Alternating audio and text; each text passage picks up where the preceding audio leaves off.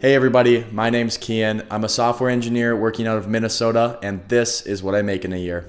I recently discovered a niche in social media of software engineers posting what they make in a year or how much they spend in a month online, and I was like, oh my god, that's totally relatable. I'm a software engineer. I love personal finance. This is great. But then when I was watching some of their videos, most of them were like, I work in LA or I work in New York City and I make $230,000 a year, got a $70,000 sign-on bonus, and I graduated college 6 months ago. And I was like, whoa, hold on a minute. That's not me at all. So I figured I'd come on here and I'd share what I make as a software engineer working out of the Midwest. And spoiler alert, it doesn't quite pay as much as it does on the East and West Coast.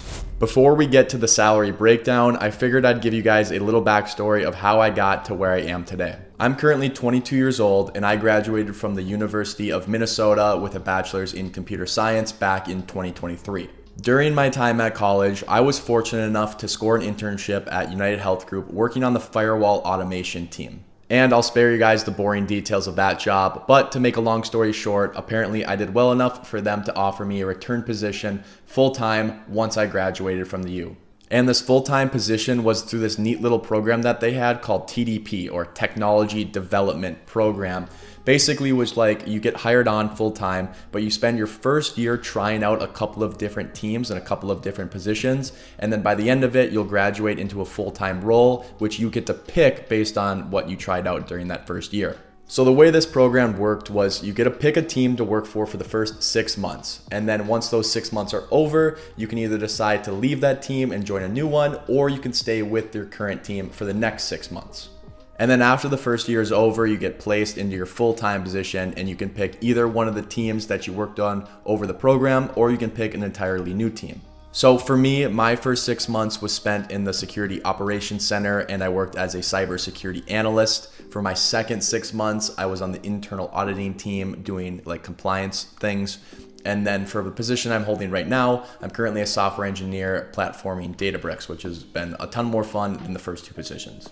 So yeah, I'm currently a software engineer. I technically have like a year and a half of technology experience, but a year of that was working in cybersecurity and not really doing anything with software. And now I have about 6 months of software engineering experience.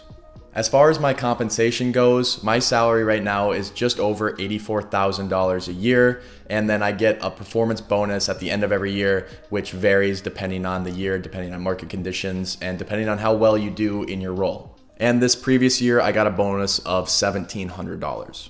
And we get benefits here and there, but since I'm still young enough, I'm on my parents' insurance, and so I don't really know the ins and outs of all of those quite yet.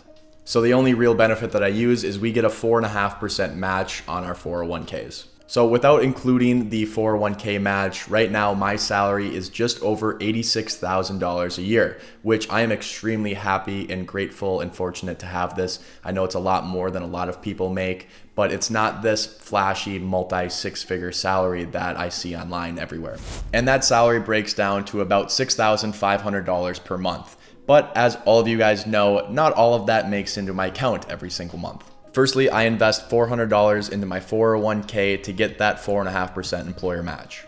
And then good old Uncle Sam takes his fair share of that paycheck.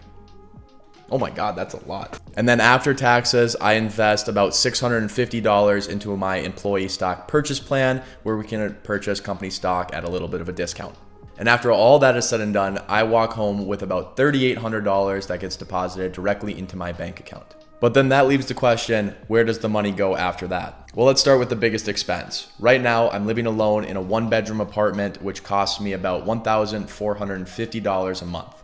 And then on top of that, I have to pay an extra $150 a month for utilities. After that, my gas bill, which is pretty cheap considering I work from home almost all of the time, and I drive a Prius. So my gas bill usually averages somewhere around $70. Next up is groceries, and I try to keep my grocery bill to a minimum, and I do a pretty good job of that because I meal prep almost all of my meals, but I do like to splurge every now and again. So my grocery bill averages to about $350 a month. And a complement to that is my dining bill. So whenever I go out to eat or get a couple of drinks at a brewery, that goes under this category. And that usually averages to about $200 a month. I do go to bar trivia with my girlfriend about once a week, and drinks kind of add up really quickly. That is something that I've got to get a little bit better at. Next up is subscriptions, and this is a category that a lot of people spend a lot of money on and it adds up really quickly.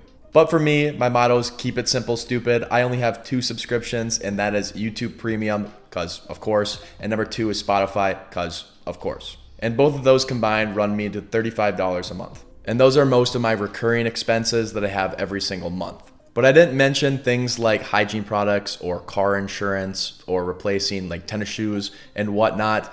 And I put those all into a miscellaneous category, which I like to keep under $500 a month. But after all of that is said and done, all of the taxes, all of my expenses are all paid for and out of my paycheck, I'm left with about $1,000 to spend however I want. And although I'm human and I've bought some things on a whim that cost a little bit too much money, I mostly try to use this $1,000 to save and invest for the future. And right now that money is going to be going towards saving up for a down payment on a house. I know buying a house doesn't seem super realistic for a lot of people my age, but since I'm in such a fortunate position and I have a little bit of extra money to save and, put down towards that, then that's what I'm going to be trying to do. So hopefully I can get there in the next couple of years.